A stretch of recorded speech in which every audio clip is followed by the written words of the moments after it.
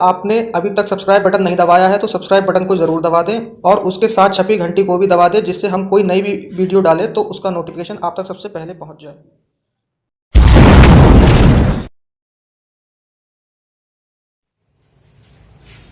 Good morning students. हमने अपने psychology में सारी थ्योरियां कर ली हैं।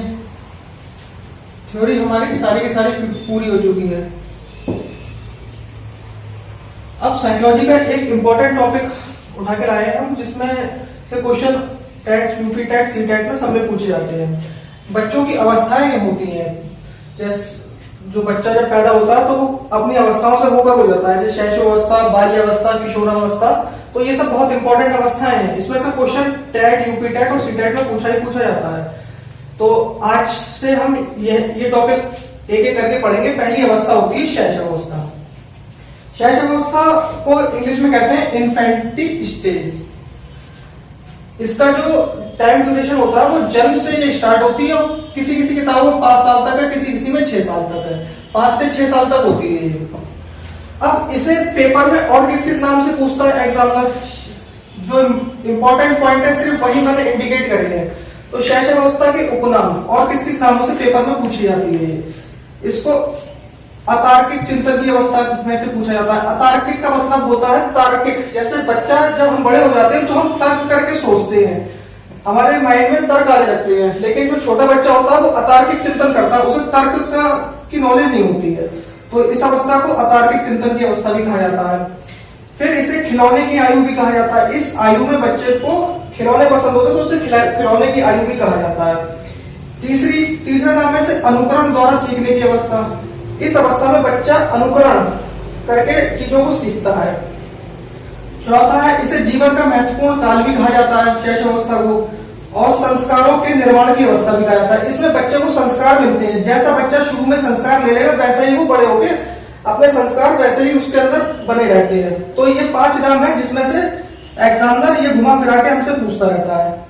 शैशवावस्था डायरेक्ट नहीं आएगा, ऐसे करके क्वेश्चन आएगा। खिलौने की आयु ये इसमें से बहुत आता है, ये इंपॉर्टेंट बहुत है। खिलौने की आयु किस अवस्था को कहा जाता है? 4 ऑप्शन दिए होंगे आपको, शैशवावस्था, बाल्यावस्था, किशोरावस्था या नन ऑफ दीज। ऐसे क्वेश्चन आते हैं पेपर में।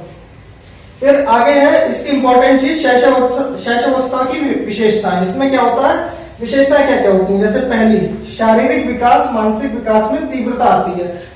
इस अवस्था में सबसे तेज बच्चे का शारीरिक विकास होगा, मानसिक विकास होगा, सबसे तेज होगा। इसी अवस्था में सबसे तेज विकास होता है बच्चे का ये। दूसरी विशेषता, सीखने की दृष्टि में सबसे महत्वपूर्ण अवस्था है। इसी अवस्था में सीखने की जो इच्छा होती है बच्चे की सबसे तेज होती है। वो सब चीजें देखता है, फिर उनके बारे में सोचता है, फिर सीखना शुरू करता है। तो ये सीखने की अवस्था भी। फिर इसके बाद इस अवस्था में बालक की जिज्ञासा प्रबल होती है। जब वो चीजों को देखेगा तो जानने की जिज्ञासा उसकी प्रबल होगी। तो ये 3 विशेषताएं इसकी, इसमें से भी क्वेश्चन आ जाता है। अब कुछ चीजें ये हैं, ये साइंस की कुछ टर्म्स हैं। कभी कभार इसमें से क्वेश्चन वैसे आता नहीं, लेकिन ये जानना हमारे लिए इंपॉर्टेंट है। जैसे जब बच्चा पैदा होता है तो उसका जो वेट होता है, वजन, वो 3 किलोग्राम होता है जन्म के टाइम। और 6 महीने का जब वो हो जाता है तो वो दुगना हो जाता है इसका, 1.3। दूसरा, जब उसका मस्तिष्क का वजन जब वो पैदा होगा तो 300 ग्राम उसका होता है पैदा होने के टाइम पे। उसमें हड्डियां कितनी होती हैं? बोन्स 270 प्लस होती हैं जन्म के टाइम पे बच्चे को ही। और वैसे हम लोग जब बच्चा बड़ा हो जाता है तो फिर 206 बताई गई है, लेकिन जब बच्चा पैदा होता है तो हड्डियां ज्यादा होती हैं उसकी, 270 प्लस होती हैं। फिर जन्म के समय बच्चे के दांत नहीं होते हैं। हृदय की धड़कन जो होती है बच्चे की 140 पर मिनट होती है। 1 मिनट में 140 बार धड़कता है हृदय हमारा। अब वो क्रियाएं कैसे कैसे करता है? जैसे बच्चा जब 1 माह का बच्चा होगा तो उसकी शारीरिक क्रिया होंगी, अपना सिर उठाने लगता है। जब बच्चा 1 माह का होगा तो अपना सर उठाने लगेगा। 4 माह का होगा तो सहारे के साथ बैठने लगता है। किसी का सहारा ले लिया दीवार वगैरह का तो वो सहारे के साथ बैठने लगेगा। 7 माह का होगा तो बिना सहारे के बैठना सीख जाएगा। जब 10 माह का बच्चा होगा, 10 महीने का, तो घुटनों पर चलने लगता है। जब 14 महीने का बच्चा होता है तो पैरों पर खड़ा होने लगता है, वो फिर पैरों पर खड़ा होकर चलने लगता है। और जब 15 महीने का बच्चा होता है तो पैरों पर चलना पूरी तरीके से सीख जाता है। ये शारीरिक विकास के हैं। और ये क्रियाएं शारीरिक की वो कौन कौन सी करता है? मानसिक क्रियाएं करने लगता है। मानसिक क्रियाएं वो कैसे कैसे करता है? जैसे नंबर 1, जब वो 1 महीने का होता है तो उसे भूख, प्यास और निद्रा यानी कि नींद, ये सब चीजें उसे होने लगती है। जब उसे भूख लगती है तो वो रोता है, प्यास लगती है रोता है, नींद आती है तो सो जाता है, ये सब मानसिक क्रिया उसकी करना शुरू हो जाती है। दूसरे महीने में जब बच्चा आता है तो वो आवाज के प्रति प्रतिक्रिया करने लगता है। जैसे कोई उसे हल्के से आवाज देगा तो वो पीछे मुड़ के देखेगा या उसके पीछे प्रतिक्रिया करेगा। तो वो ये सब 2 महीने में बच्चे का शुरू हो जाता है। फिर चौथे महीने में जब बच्चा आता है तो वो चीजों को पकड़ने लगता है। परिवार जनों में उसके जितने भी परिवार के लोग होते हैं सबको देखकर मुस्कुराने लगता है। चौथे महीने में का बच्चा जब होगा तो वो चीजों को पकड़ना शुरू कर देगा और अपने परिवार के लोगों को देखकर मुस्कुराने लगेगा।